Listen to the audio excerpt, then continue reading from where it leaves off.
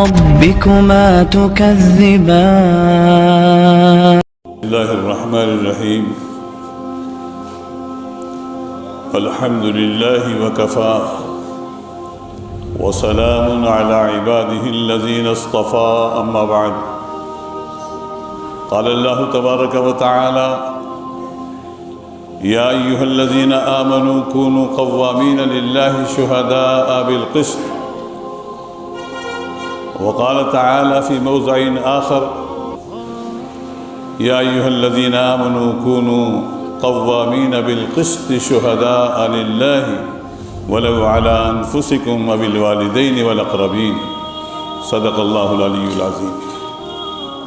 معزز سامعین کرام، بزرگوں، دوستوں، عزیز نوجوانوں، قرآن کریم کی اس آیت کریمہ کے اندر اللہ تعالیٰ نے یہ ہدایت فرمائی ہے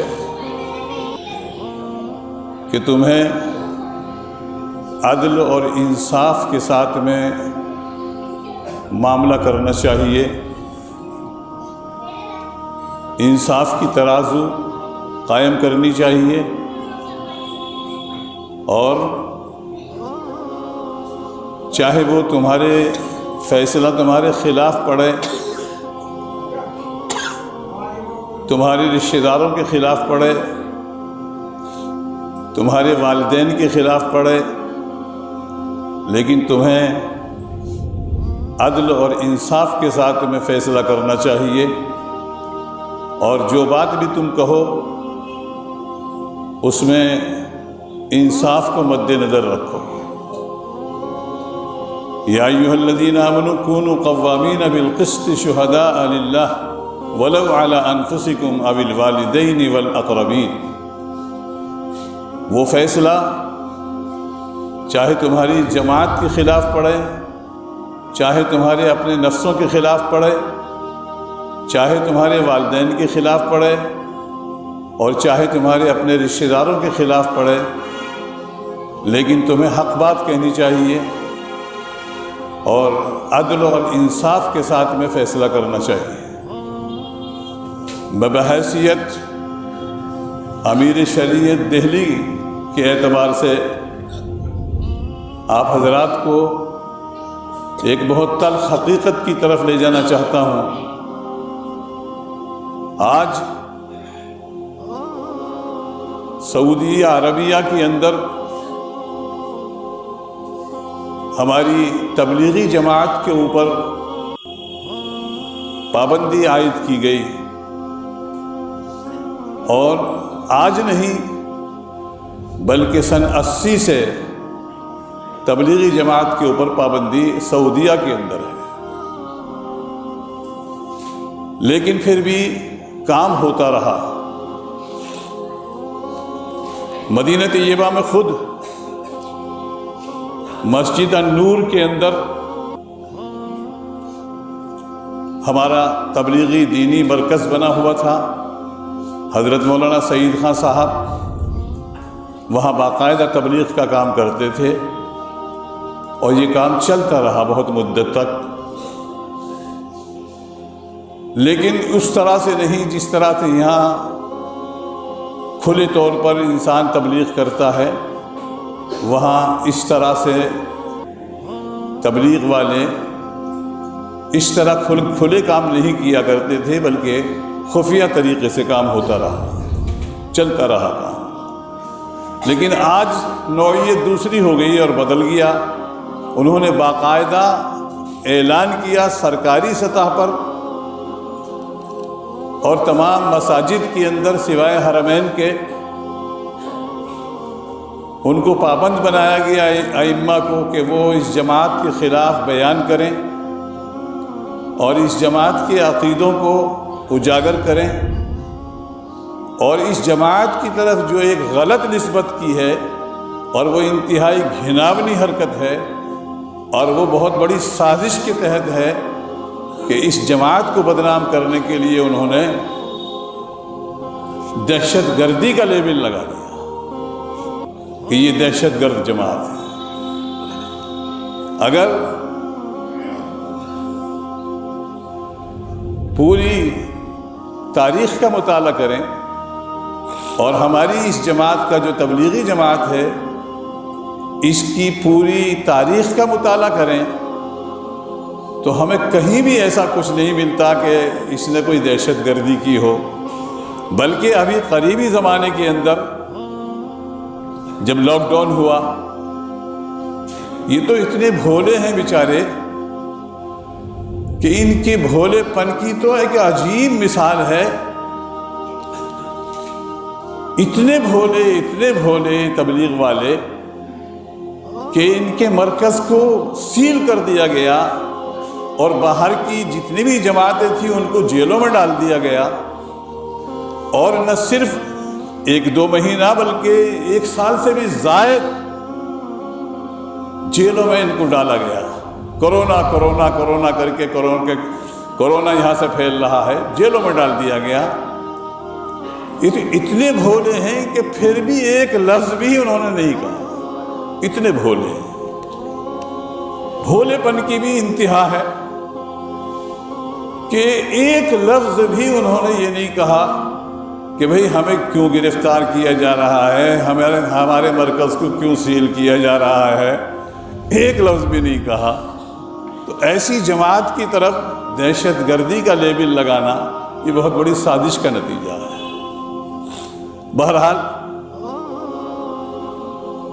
یہ سلسلہ جگہ جگہ ہو رہا ہے، اور خاص طور پر سعودیہ کے اندر اگر کوئی بات ہوتی ہے تو ہمارے ہندوستان والے ایک دم لپک لیتے ہیں اسے، کہتے تمہارے ہاں وہ ایسا ہو رہا ہے، وہ تو تمہارا ہی ہے، تمہارے ہاں ایسا ہو رہا ہے۔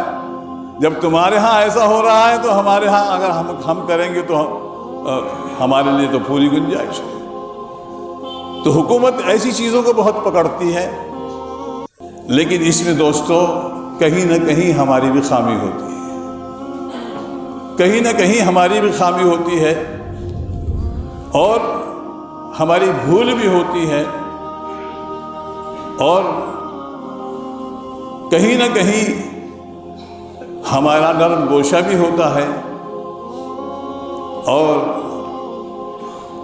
اگر میں یہ کہوں تو یہ بھی سچ ہے کہ قرآن کریم نے یہ بھی تو کہا ہے کہ آپس میں تم جھگڑا پیدا مت کرو۔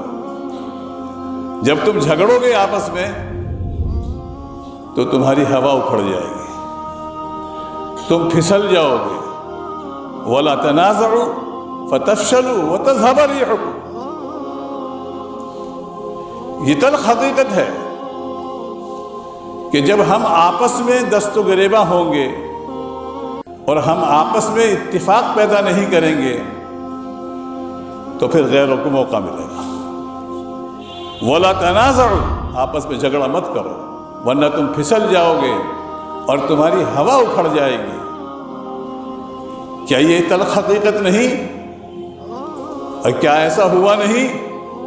پردہ نہ ڈالو بلکہ کھل کے کہو، اور یہ کہو کہ واقعی ہماری غلطی ہے کہ ہم نے آپس میں بگاڑ پیدا کیا، ہم نے آپس میں جھگڑا پیدا کیا۔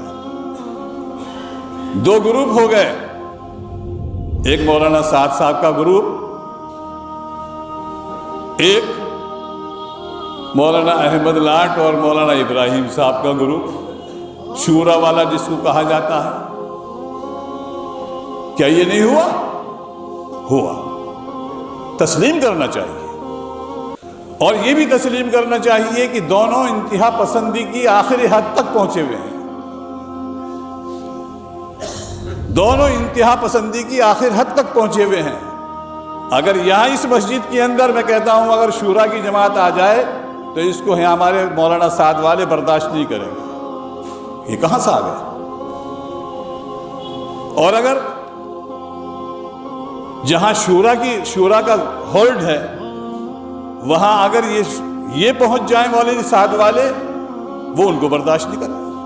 ہو رہا ہے ایسا، تسلیم کرو، کیوں نہیں کرتے تسلیم؟ اور کیوں نہیں آپس میں بیٹھتے اور آپس میں بیٹھ کر کے آپس میں اتفاق پیدا کرو؟ کون سی تمہاری جائیدادیں بٹ رہی ہیں؟ آپس میں اتفاق نہیں کرتے، میں نے جب جمعیت علماء کا اختلاف ہوا، میں نے جب بھی یہی کہا تھا کہ آپس میں اتفاق پیدا کرو، اور آج بھی میں یہ کہہ رہا ہوں جب حالت اس تک پہنچ گئی ہے کہ سعودیہ کے اندر تمہارے پر پابندیاں لگائی جا رہی ہیں، آپس میں اتفاق پیدا کر لو۔ جب تم آپس میں اتفاق پیدا کر لو گے مضبوطی آ جائے گی، غیروں کو موقع نہیں ملے گا، غیروں کو موقع نہیں ملے گا۔ خون ریزیاں ہو رہی ہیں، بنگلہ دیش کے اندر مولویوں کو مارا گیا ہے، آپس میں جماعت والے مار رہے ہیں، کوئی دوسرا نہیں مار رہا۔ مرکز نظام الدین میں خوب گولیاں چلی ہیں، لٹ بجے ہیں، خون بہا ہے۔ کیا یہ تلخ حقیقت نہیں ہے؟ اگر کہہ دیتے ہیں تو کہنے لگے صاحب یہ تو جو ہے مخالفین ہیں۔ مخالفین نہیں ہیں، یہ حقیقت ہے کہ ایسا ہوا ہے جس کی وجہ سے یہ مرکز کے اوپر آفت آئی۔ بند ہے آج تلک، پھر بھی جھوٹ بولتے ہیں ہمارے تبلیغ والے۔ کون کہتا بند ہے؟ کون کہتا بند ہے؟ وہ تو کھلا ہے، سب کام ہو رہے ہیں۔ تو نہیں، 1 سال سے بھی زیادہ ہماری جماعتیں جیلوں کے اندر بند پڑی رہی۔ جب وہ وہاں سے عدالت نے ان کو بری کیا، نکلے، کسی کے اوپر جرمانہ کتنا، کسی کے اوپر جرمانہ کتنا، کسی کے اوپر جرمانہ کتنا۔ اس جرمانے کو کس نے بھرا؟ جرمانے کو بھرا جمعیت علماء والوں نے۔ جمعیت علماء والوں نے مقدمے لڑے، جمعیت علماء والوں نے ان کے کھانے کے انتظامات کیے، سب کچھ انتظامات کیے، اور پھر ان کے باہر جانے کا بھی جو ہے ٹکٹ وغیرہ کرانا اور ایمبیسی سے ان کو رابطہ قائم کرنا، یہ جمعیت علماء نے کام کیا۔ ابھی تلک بھی، کچھ دنوں پہلے تلک بھی برابر اخبار میں آ رہا تھا کہ ایک جماعت فلاں جگہ سے بری ہوئی، ایک جماعت فلاں جگہ سے بری ہوئی، اور اب ہمارا کورٹ بھی یہ کہہ رہا میں کورونا کے اندر اگر کسی نے جماعت کو ٹھہرا لیا تو یہ کون سا جرم ہے؟ یہ اب کورٹ کہہ رہا، جب نہیں کہہ رہا تھا کورٹ، اب کورٹ بھی یہ کہہ رہا۔ جب یہ تھا کہ اگر مسجد کے اندر کوئی جماعت پائی گئی تو امام کو بھی لے گئے کہ یہاں کیوں ٹھہری ہوئی تھی جماعت، ایک آپ کے قریب ویلکم، یہاں سے امام کو لے گئے۔ میں نے 3 دن پہلے یہاں سے جماعت کو رخصت کیا، جماعت آ گئی تھی بمبئی کی، اور بمبئی میں کورونا پھیلا پڑا تھا۔ میں نے یہاں سے 2 دن یا 3 دن پہلے ہی لاک ڈاؤن لگنے سے میں نے یہاں سے جماعت کو رخصت کیا کہ بھائی انہیں یہاں سے رخصت کرو، ورنہ تو یہ ہے کہ کہیں ہمیں بھی کورونا کے چکر میں ہمیں بھی گرفتار نہ کر لے جائیں، ان کو نکالو۔ جب ہم نے یہاں سے نکالا، دوسری جگہ بھیج دیا، یہاں کے جماعتیوں نے یہ کہا یہ مولوی ہے جماعت کا مخالف، یہ مولوی۔ اب پھر جب یہ کورونا، جب لاک ڈاؤن لگ گیا، جب حقیقت کھلی اس مولوی کی، جب کہنے لگے اس نے صحیح کرا تھا ورنہ یہ بھی جیل میں جاتا۔ دور اندیشی سے کام نہیں لیتے ہمارے جماعت والے، اتنے بھولے ہیں، دور اندیشی سے کام نہیں لیتے۔ آج جمعیت علماء کام کر رہی ہے، ان کے اوپر پابندی لگی ہے، جمعیت علماء والے بیچارے تڑپ رہے ہیں، وہ یہ کہہ رہے ہیں کہ بھائی یہ پابندی تو اچھی نہیں ہے۔ جگہ جگہ خود حضرت مولانا سید ارشد مدنی صاحب دامت برکاتہم امیر الہند نے سعودی سفیر سے ملاقات کی، اس کو خط لکھا، سعودی گورنمنٹ کو خط لکھا، حضرت مولانا خود گئے، سعودی ایمبیسی گئے، اور وہاں جا کر کے اس کے سعودی سفیر کو خط دیا اپنا، اور اپنے غم کا اظہار کیا، اور یہ کہا کہ یہ تمہاری جو پیش رفت ہے یہ صحیح نہیں ہے، یہ غلط ہے، اس کے اوپر نظر ثانی کرو۔ لیکن افسوس کے ساتھ میں یہ کہنا پڑتا ہے کہ جو قائد ہے اس جماعت کا وہ خاموش ہے۔